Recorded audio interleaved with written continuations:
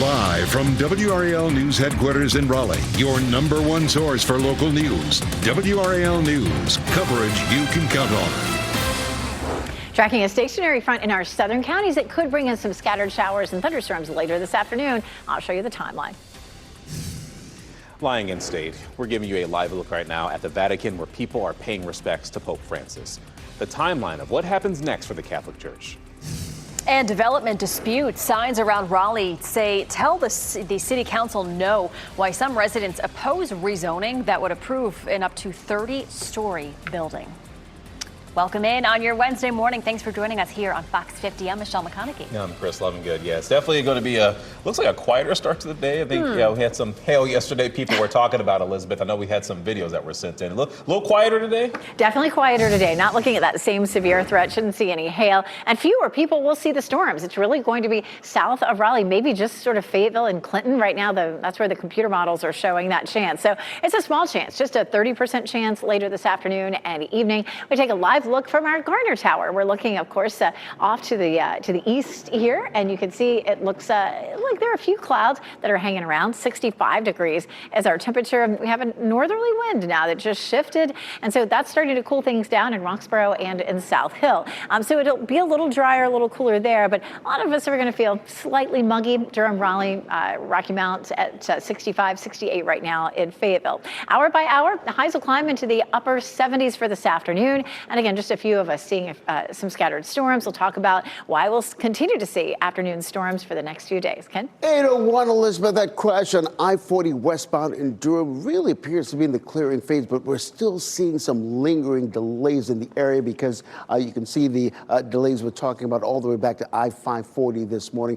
In terms of delay time, you're looking at an 8-minute delay if you're heading west on I-40. So just keep that in mind. All the other major routes into the Bull City, relatively delay-free. I want to isolate the Beltline because many of you use the Beltline as to commute in the morning, the southern loop of the Beltline and the northern loop of the Beltline. You can see that congestion building. So let's start at the southern loop of the Beltline. This is I-40 and Rock Quarry Road. You can see the bumper traffic coming in from all points east, Garner, Johnston County. So give yourself some extra time if that's part of your morning commute. The northern loop of the Beltline, similarly, a little bit of a slowdown, bumper-to-bumper traffic moving forward. So again, this is part of your morning commute. Give yourself some extra time. We'll keep you posted here in the WRAL Traffic Center. In terms of routes coming into the capital city, the main trouble spot is Wake Forest neighbors coming in. You're looking at an 11-minute delay right now. Neighbors are pushing back against plans for taller towers to come to part of downtown Raleigh. WRAL's Laura Levine is live in downtown Raleigh. And Laura, the height of the buildings, they could more than double. This area is considered the northern gateway into downtown Raleigh, and in some of these neighborhoods, you'll see signs just like this that says, "Tell City Council no." A group of Glenwood residents are pushing back against this project that could bring a 30-story building 240 feet from this historic neighborhood. Raleigh Development Company owns the 2.6-acre lot at the northeast corner of the Peace and West Streets intersection. For the second time, the company is seeking a rezoning exception from City Council to increase the building height from 12 to 30 stories, calling for multiple mixed-use high-rise buildings to add more retail, office, and residential options. Residents in Glenwood, Brooklyn say it's too close to their neighborhood, claiming this sets a dangerous precedent, violating city comprehensive plan rules, while also putting additional strain on the infrastructure.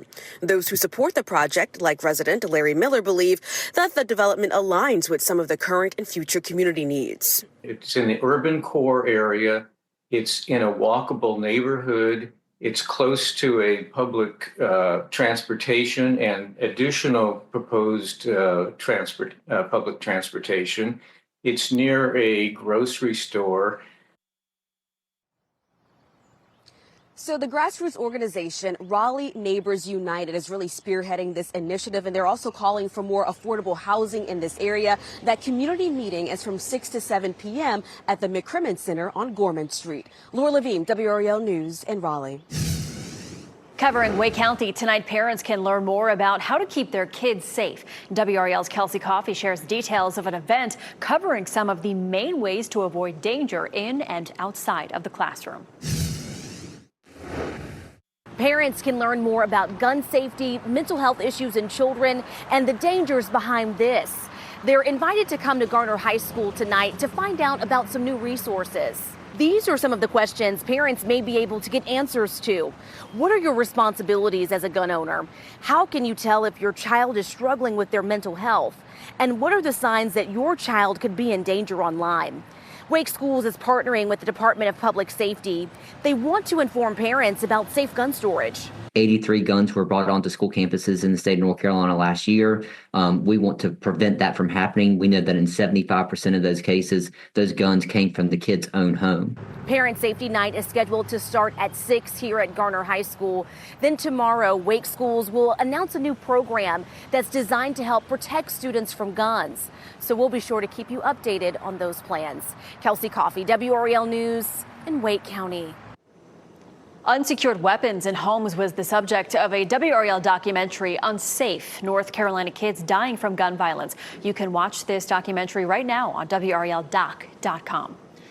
Tonight, you can make your voice heard regarding cuts to Wake County's school budget. The school board will give the public time to speak during a meeting tonight, and that's happening at the Southeast Raleigh YMCA from 6:15 to 8:15. And yesterday, school leaders considered ideas to help save the district money, and one of those cuts could include a classroom temperature change to save money on heating and cooling.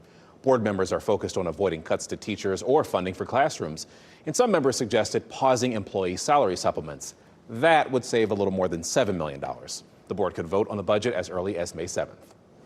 Well, this is a live look at the Vatican, where earlier this morning, Pope Francis's body was moved to St. Peter's Basilica. He will lie in state there for 3 days as the Catholic faithful pay their respects. Saturday morning, a funeral will be held for the Pope in St. Peter's Square. Then, in accordance with his will, the late pontiff will have burial in Rome's Basilica of St. Mary Major.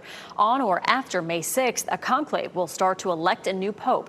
In that process, 138 of the 252 cardinals worldwide will vote on who should lead the church next. Voting will continue until a 2/3 majority is reached. The Vatican uses a stove to burn the ballots, with black smoke indicating inconclusive voting, and white smoke from the chimney will indicate a new pope. And WRAL traveled with Pope Francis when he visited the United States and Cuba. Revisit his comments to Congress, to the UN, and the TED Talk he gave about tenderness. You can find those clips and more on WRAL.com. New this morning, a federal appeals put a temporary stay on a ruling that would affect thousands of North Carolina voters, and it would have required them to reprove themselves in order to have their ballots counted. Democrat Allison Riggs received more than 700 more votes than Republican Jefferson Griffin.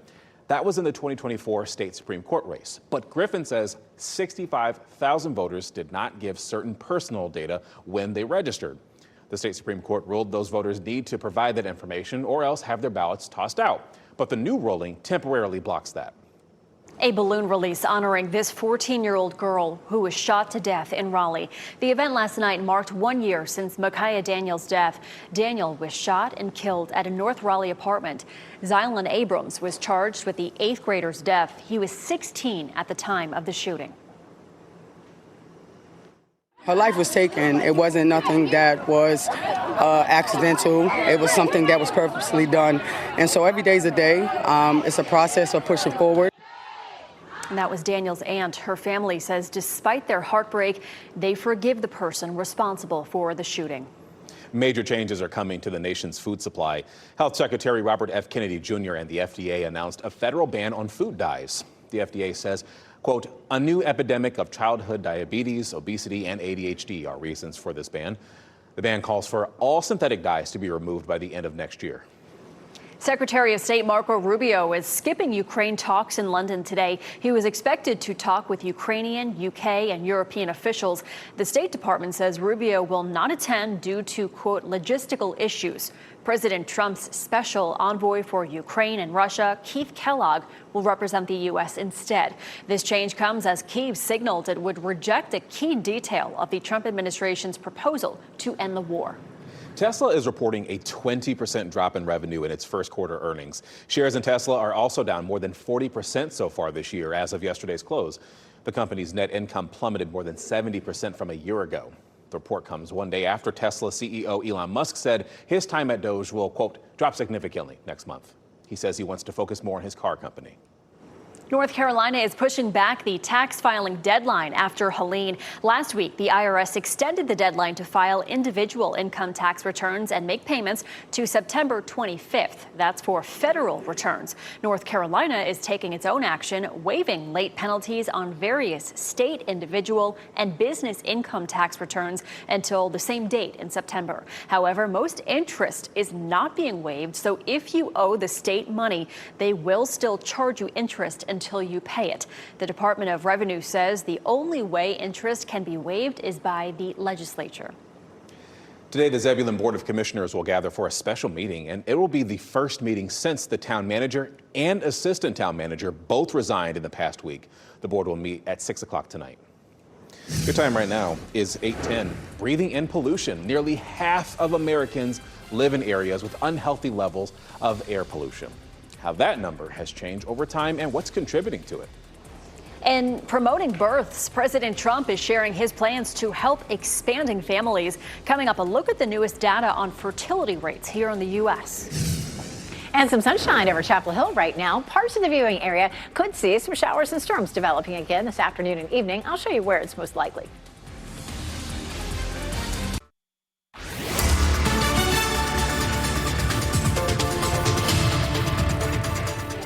Taking a look at satellite and radar, a little bit of cloud cover developing here in western, north, and South Carolina, some showers. This front will be stalled in our southern counties for today. You can see some thunderstorms starting to crop up along it around and south of Columbia. So some of that starts to lift back into our area later on today. After lunchtime, there could be an isolated shower or thunderstorm. More likely to see that a bit later in the evening and mostly just in our southern counties. We'll walk through that on Futurecast and I'll show you who is most likely to be affected. Our temperatures this morning are in the mid to upper 60s. Making it very comfortable for some exercise. It is a little bit on the muggy side, but lunchtime 77, and we'll hold it in the mid 70s all the way through the evening. Pretty good looking day to get out and play a little pickleball, Ken. All right, the good news that on 814, that crash we've been telling you about on I-40 westbound there in Durham has completely cleared right now, but we're still seeing some lingering delays in that area between the I-85 and T.W. Alexander Drive. So right now you're just looking at a 5-minute delay coming into the Bold City. The other troubled spot,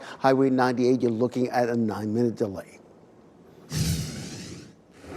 Lori Vallow Daybell was convicted of conspiring to kill her fourth husband, and she's the woman serving life sentences for the murders of her 2 children and her husband's first wife. Jurors agreed Vallow Daybell is guilty of planning the killing of her fourth husband for life insurance and Social Security benefits. She's scheduled to go on trial for a different charge of conspiring to murder her niece's ex-husband. Netflix is releasing a documentary about a North Carolina father and daughter accused of murdering the daughter's husband. It's called A Deadly American Marriage. The documentary is about businessman Jason Corbett, who was killed inside his Davidson County home back in 2015. His wife Molly Corbett and her dad Thomas Martins were convicted in his death. Those convictions were later overturned after an appeal. The documentary is set to premiere May 6th. The CDC released new data at midnight showing the number of babies born in the U.S. remains near a record low. More than 3.5 million babies were born in the U.S. last year, and that's an increase of less than 1% from the record low number in 2023. The birth rate has been dropping steadily since 2008. And there are many reasons why this is happening, including the increasing cost of raising children and the waning confidence in maternal health care. New this morning, data released at midnight shows nearly half of Americans live in areas with unhealthy levels of air pollution. The American Lung Association put out its annual State of the Air report overnight. It shows 156 million people live in areas that it gives failing grades for air pollution. That's 25 million more people than last year. The ALA says poor air quality can include dirt, dust, or smoke particles that can get stuck in the lungs and in the bloodstream. Defense Secretary Pete Hegseth is defending his use of the Signal messaging app. It's the one he used to share information about airstrikes in Yemen before they happened. I look at war plans every single day. What was shared over Signal then and now, however you characterize it, was informal, unclassified coordinations for media coordination and other things. That's what I've said from the beginning. Hegseth shared information about several things, including when fighter jets would take off and when they would hit Houthi targets in Yemen. This is information shared to at least 2 group chats, and one of those chats included his wife, brother, and personal attorney. He says the information was not war plans. President Trump reiterated his belief the defense secretary is doing a good job. This morning, the second family stopped at the Taj Mahal. Vice President Vance and his family are on a trip to India. Earlier this week, the vice president met with Indian Prime Minister Narendra Modi. The second family's trip comes after India was hit with a 26% tariff on April 2nd. That tariff was suspended for 90 days by President Trump, leaving a 10% baseline tariff. Yesterday, Vance said the U.S. and India agreed to a trade deal. A fight over LGBTQ plus books in the classroom is being heard in the Supreme Court. Parents of Muslim, Christian, and Jewish faiths are suing the Montgomery County, Maryland School District. They argue parents should be given the ability to opt their kids out of classroom discussions and readings of the book. The school system and its allies argue there was a previous effort to allow opt-outs, but that became disruptive. The court's conservative majority will likely require schools to provide those opt-outs. Happening today, a NASCAR star will visit service members at Fort Bragg. Daniel Suarez will visit the post as part of the NASCAR's Mission 600 outreach campaign. He and members of his team will greet troops and participate in activities including weapons training and using the flight simulator. Suarez also visited Fort Bragg last year. His visit today comes ahead of the Coca-Cola 600 at Charlotte Motor Speedway next month. Firefighters in Apex spent part of their Earth Day protecting wildlife. A team rushed to save nearly a dozen ducklings stuck in a storm drain, and they were able to rescue the ducks and reunite them with their mother. In a Facebook post, the fire department says every small act of kindness toward nature counts. How sweet. Oh. All right. Well, today at noon, we'll hear from UNC coach Bill Belichick during a news conference. Yesterday, we learned the Tar Heels will be going to Ireland next season. Their first game of the 2026 season will be against TCU in Ireland and Dublin. The teams will square off in the Aer Lingus College Football Classic on August 29th. This is the first time Carolina will play overseas. All right, let's step into the WRAL Severe Weather Center with Elizabeth Gardner with this gnarly video we got from viewers, the hail that came across our area yesterday. Yeah, we saw just this pocket of hail, which really caused some issues for folks that were out driving. I was actually in it at around 5 o'clock driving from Durham back to Raleigh, and it was so loud on my roof that I was sure that there was damage happening. But we ended up in some places with pea-sized hail. That's what I saw driving sort of past the Lenovo Center. But I love the photos that people sent. We saw some golf ball and ping pong sized hail. Just to the west of our viewing area, there's some pea-sized hail there. So thanks to everybody for sending us those photos. It was a quick but very intense burst of hail across the area. Let's take a look at Dual Doppler 5000 radar. All is quiet right now. We had some showers and thunderstorms overnight. Those have all moved off to the east. This is actually a look at 24-hour rainfall. But what we're going to do here is we're going to look at the path of the storm that dumped the hail. And it started way back here near Asheboro, moved north of Siler City and Pittsboro, past Chapel Hill, and right here into Wake County where it fizzled out. We saw about 3/4 of an inch of rain along that line, and that was the path where we saw hail. I did hear people say that they saw it down in Sanford, so there was another band of rain there, and there were some in some other spots, but a lot of it was right there along that path. We had some significant rain in some other areas, as much as 1.75 inches there in Rocky Mount, up to an inch or so there in parts of Wilson County, but up closer to the Virginia line, it was definitely a little bit on the lighter side. How does hail form? Well, we have warm air moving up into a cloud, and up into that cloud, of course, we have some colder air, and so that raindrop freezes, gets circulated, eventually gets so heavy that it starts to drop. Taking a look at what's happening out there, of course, expecting those temperatures to be pretty warm through Saturday. Ken? All right, happening now at 8:21, Elizabeth. We've got some incidents dotting on traffic sensors this morning, but nothing that's really going to make you late this morning. We do want to isolate the Beltline because that's really part of so many of your morning commutes. You're seeing the southern loop of the Beltline starting around Rock Quarry Road, as well as the northern loop of the Beltline coming out of those I-87 lanes. So let's take you outside and show you what you can expect. These are the westbound lanes coming toward us on I-40 and Rock Quarry Road. It's really bumper-to-bumper traffic. Even though traffic is moving rather slowly. On the northern loop of the Beltline, that's a much different scenario in terms of the how the traffic is moving this morning on the northern loop for the Beltline. It's a little out of focus, but you can see what I'm talking about, the bumper-to-bumper traffic there on I-440 and New Bern Avenue. Let's look at the big picture in terms of all those routes coming into the capital city. Right now, the main trouble spot is the 10-minute delay coming in from Wake Forest this morning, but everything else is basically delay-free this morning. Heading over to Durham, here's what we're looking at. That situation that we were talking about in I-40 westbound, right now you're just looking at a 4-minute delay, so which is really good news in terms of that area clearing up. The only other troubled spot is friends and neighbors coming in on Highway 98. You're looking at an 8-minute delay, so just give yourself some extra time if you're heading out. You're heading into the car, you don't have to leave us. You can tune us in on the radio, 101.5 HD3. We'll keep you updated all morning long. All right, thank you, Ken. Whooping cough concerns. The CDC reporting more than double the amount of cases than this time last year. Doctors' warnings for those who could contract the illness. Plus saying their goodbyes. People are lined up at the Vatican hoping to pay their respects to Pope Francis. What comes next for the Holy See operating without a leader?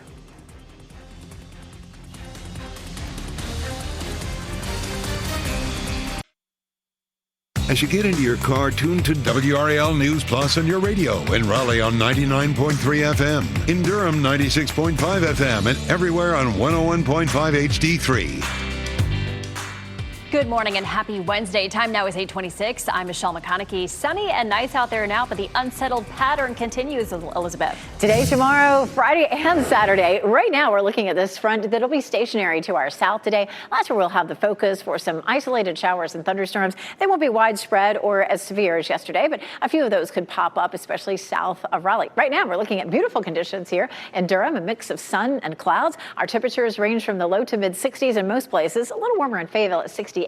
It's 61 now in Roxborough. Enjoy walking the dog today. If you're walking the dog after work, temperatures will be in the mid 70s. Ken? All right, Elizabeth, happening now. Let's take a spin around the Beltline starting on the southern loop. Things have definitely cleared up just a little bit. That was I-40 and Lake Wheeler Road. On the northern loop of the Beltline, still a little bit of a slowdown this morning, but really nothing that's going to make you late. Traffic is definitely moving. As we widen out the view and look at our live traffic sensors this morning, many of you use I-540 as an alternate route. I did some checking that sensors. You're looking at a 5 to 10 minute delay if that's your alternate route. I'll have an update at the bottom of the hour in your morning commute over on Fox 50. Thanks, Ken. Tonight, Wake Schools is partnering with the Department of Public Safety for Parents Safety Night. Parents can learn about gun safety, internet safety, and mental health issues in children. The event is scheduled to start at 6 o'clock at Garner High. And a community meeting is happening tonight to discuss proposed development at Peace and West Streets in Glenwood South. Raleigh Development Company wants to put buildings up to 30 stories on a 2.6-acre lot. The meeting is from 6 to 7 tonight at the McKimmon Center. Next on Fox 50, flags at half-staff across North Carolina in honor of Pope Francis. And up next on Today, Gigi Perez live in Studio 1A.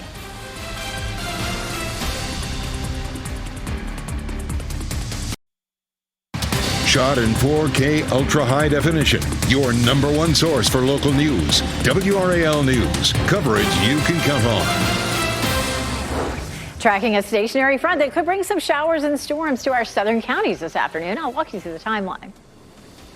And lying in state, processions for Pope Francis underway in Rome. What you can expect this weekend ahead of his funeral on Saturday.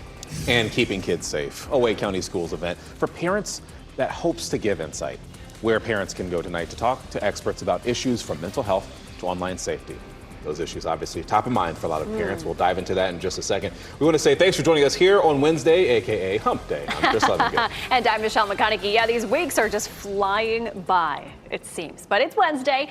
We are seeing a lot of sunshine out there, a lot of blue skies. Meteorologist Elizabeth Gardner showing us where some of that rainfall is, a very unsettled pattern for the next couple days. It is a lot of thunderstorms here along the coast, right where that front is. That front's going to be draped across our southern counties this afternoon. And sort of on the southern end of it, we're seeing some rain in Columbia up through Greenville and Asheville. So starting to see some rain already developing along the southern end of that. And we should see some of that this afternoon. It's not a huge chance, 20 to 30% chance this afternoon and evening. It doesn't look like we'll see the widespread severe storms that we saw yesterday with all that hail. Thanks to everybody who sent us a photo. We're looking off to the west here from our Garner Tower, and you can see some cloud cover out there, but lots of blue sky as well. 65 is our current temperature. In the Triangle, it's 61 in South Hill and 68 in Fayetteville. Checking our our temperatures through the afternoon. Expect upper 70s, so it should feel fairly comfortable. Just a little bit muggy, but I'll show you what comes along to drop our humidity. Coming up, Ken. 8:31 Elizabeth happening now. We're seeing a little bit of a slowdown, not a little bit, a lot of a slowdown in those I-540 loop. You're coming off of I-87, so keep that in mind as you're about to head out if that's part of your morning commute. Many of you use the Beltline. You can see some congestion building on the southern loop of the Beltline as well as the northern loop of the Beltline. Here's what it looks like, courtesy of our live cam network. This is I-40 and Rock Quarry Road. You can see things have definitely eased up quite a bit there in the southern loop of the Beltline.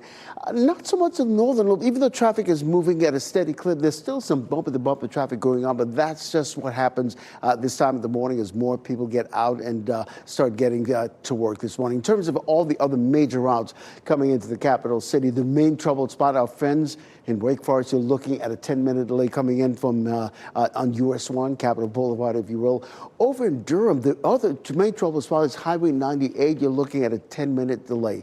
You're getting ready to head out the door. Tune us in on the radio. Traffic on the go, 101.5 HD3. Covering Wake County tonight, parents can learn more about how to keep their kids safe. Wake County Schools is partnering with the State Department of Public Safety for this. WRAL's Kelsey Coffey explains how it's all about protecting kids from danger in and out of the classroom. Parents can learn more about gun safety, mental health issues in children, and the dangers behind this. They're invited to come to Garner High School tonight to find out about some new resources. These are some of the questions parents may be able to get answers to. What are your responsibilities as a gun owner? How can you tell if your child is struggling with their mental health? And what are the signs that your child could be in danger online? Wake Schools is partnering with the Department of Public Safety. They want to inform parents about safe gun storage. 83 guns were brought onto school campuses in the state of North Carolina last year. We want to prevent that from happening. We know that in 75% of those cases, those guns came from the kid's own home. Parent Safety Night is scheduled to start at 6 here at Garner High School. Then tomorrow, Wake Schools will announce a new program that's designed to help protect students from guns. So we'll be sure to keep you updated on those plans. Kelsey Coffey, WRAL News in Wake County. A student who officials say brought bullets to a Wake County elementary school has been identified. In a statement from York Elementary School officials to families, they say they reviewed video footage to identify the student. The student will face disciplinary action. School leaders encourage parents to stay vigilant and monitor their child's activities. They also remind parents to secure all guns and ammunition inside of their home. Taller towers could be coming to part of downtown Raleigh. And WRAL's Laura Levine explains why neighbors there are pushing back against developers. This area is considered the northern gateway into downtown Raleigh, and in many of these neighborhoods, you'll find signs just like this that says, "Tell City Council no." A group of Glenwood residents are pushing back against a proposal to bring a 30-story building 240 feet away from a historic neighborhood. Raleigh Development Company owns the 2.6-acre lot at the northeast corner of the Peace and West Streets intersection.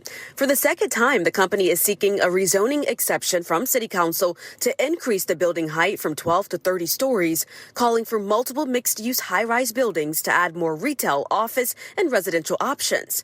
Residents in Glenwood, Brooklyn say it's too close to their neighborhood, claiming this sets a dangerous precedent, violating city comprehensive plan rules, while also putting additional strain on the infrastructure. Those who support the project, like resident Larry Miller, believe that the development aligns with some of the current and future community needs. We're looking forward to additional amenities, retail shops. We've got lots of restaurants and entertainment venues. But the thing that has made it really a community is the addition of the housing. Apartments and condos that have been built here recently. The grassroots organization Raleigh Neighbors United is also calling for more affordable housing in this area. That community meeting is from 6 to 7 p.m. at the McCrimmon Center on Gorman Street. Laura Levine, WRAL News in Raleigh. And this is a live look at the Vatican this morning, where earlier this morning, Pope Francis's body was moved to St. Peter's Basilica. He will lie in state for 3 days as people pay their respects. A funeral will be held for the Pope on Saturday morning in St. Peter's Square. Then the late pontiff will be buried in Rome's Basilica of St. Mary Major. After that comes conclave, the process to elect a new pope, and that is expected to start around May 6th. A group of cardinals from around the world will vote on who should be the next pope. And Michelle, people will notice the flags at half-staff all across North Carolina today, and this is in honor of Pope Francis. The flags will stay at half-staff through sunset on Saturday. WRAL's David Crabtree reported from Rome during the last papal conclave, and you can find his first-hand accounts of those historical, spiritual, and inspiring days on WRAL.com. Covering Durham today, we'll learn more about changes coming to downtown Durham. A presentation on the downtown Durham blueprint is happening today. We'll get an update on the plan for the area through 2035. It's happening this afternoon from 3:30 to 6 at the Lincoln on Gear. Tickets are still on sale. They start at $90. And the death of a 87-year-old man in Johnston County has been ruled a homicide. Toshio Takashima was found unresponsive in a crash on I-95 in February. He later died in the hospital. We've heard his injuries were not consistent with a crash. The medical examiner ruled the death a homicide. The State Bureau of Investigation is helping with this case.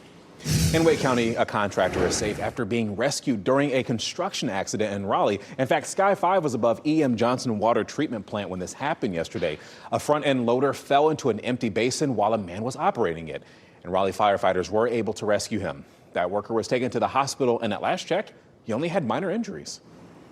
People in parts of New Jersey are being asked to evacuate as crews try to get a wildfire under control. The fire started yesterday morning, and by last night, it burned 8,400 acres. It is only 10% contained. Authorities say more than 3,000 people have evacuated so far. The fire forced a partial closure of the Garden State Highway in southern New Jersey. Well, the Carolina Hurricanes are 2 wins away from advancing in the Stanley Cup playoffs. They beat the New Jersey Devils last night at Lenovo Center 3-1. They now have a 2-0 lead in their best-of-7 series. Game 3 will be Friday night in New Jersey, and puck drop for that game will be at 8 p.m. Tesla profits plunge, a major drop in revenue for the car company. How Elon Musk is responding to the reports. And cashing in on credit cards, you might be missing out on rewards depending on the card you use. 5 on your sides, Keely Arthur will tell us which cards are the best for perks. And we will take you live out to Zebulon this morning. Rain is moving out of the area this morning for now. Meteorologist Elizabeth Gardner will tell us when our next round of storms hit this week.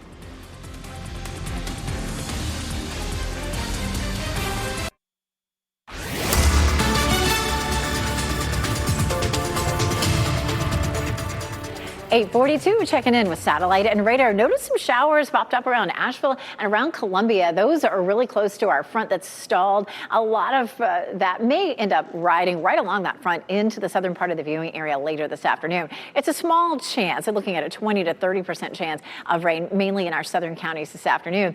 In Durham, you may not see any rain today. I think anybody from, say, Raleigh northward is probably going to be dry all day. Beautiful sunshine there. Temperatures should be in the upper 70s to around 80 for highs. We're starting this morning mostly in the mid to upper 60s, 65 in Holly Springs, 68 in Fayetteville, and 64 degrees in Cary. Yard work, is that in your plan? Well, you know, it's a little wet in some places. We should dry out across the bulk of the viewing area. Our highs this afternoon will be in the upper 70s. Ken? Happening now, Elizabeth, we're getting reports of a crash on I-87 near Lizard Lake Road, right about around here. That's why we're seeing that slowdown there. I'll keep an eye on that and let you know how that's going to continue to affect your morning commute. I know many of you use the Beltline as an alternate route or just as a route coming into the capital city. We're looking at a slowdown in the southern loop of the Beltline as well as the northern loop of the Beltline, and keeping an eye on that. You'll look at maybe like a 3 to 5 minute delay this morning.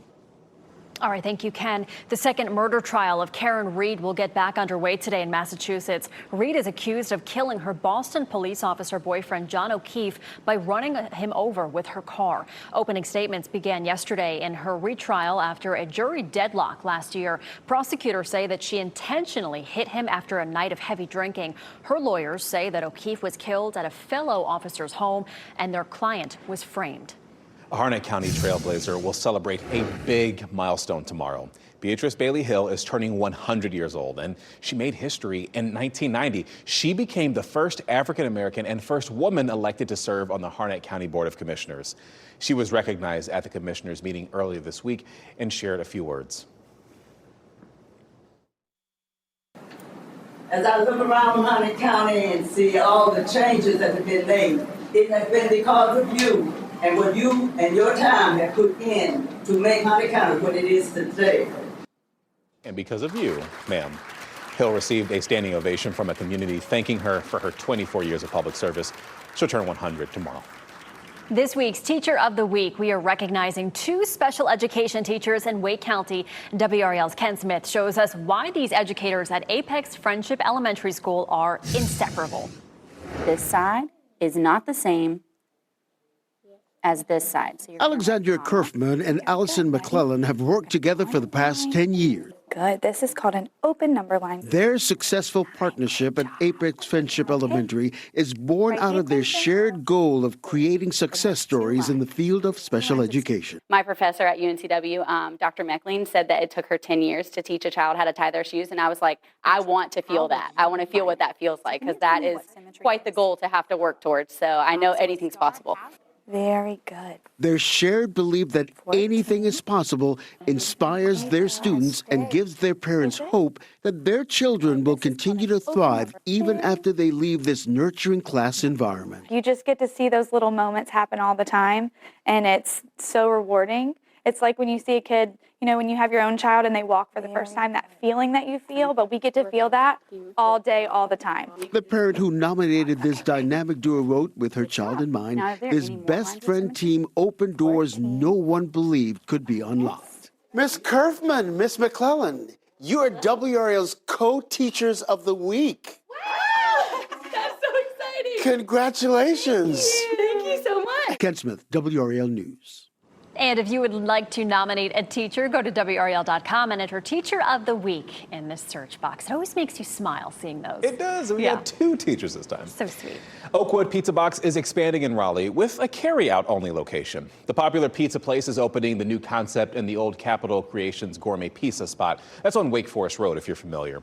Oakwood Pizza serves up Brooklyn-style pizza with its flagship location on Person Street in Raleigh. The restaurant's owner says this new location will help serve more customers and offer more parking. The new location is expected to open this fall.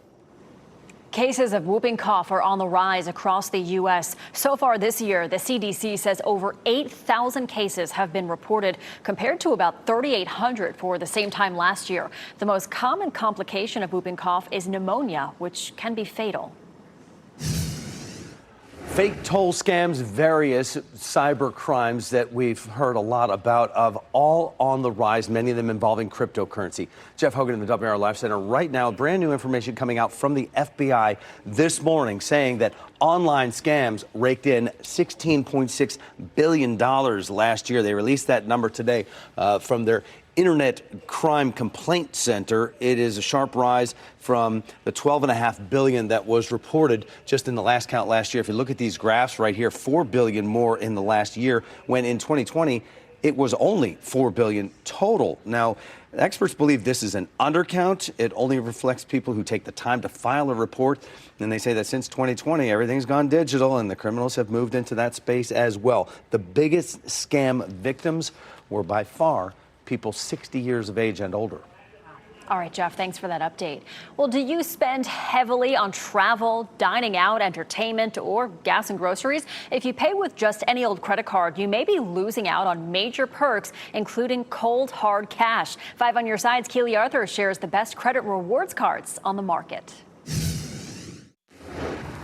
First things first, if you owe on your card, this is not even a question worth asking, because no amount of rewards is going to offset the late fees and interest that you owe. But if you do pay your credit card off every month, then finding the right card could lead to some very good rewards down the road. For road trippers, you can save at the pump with cards like Costco Visa or Sam's Club MasterCard, offering up to 5% cash back on gas.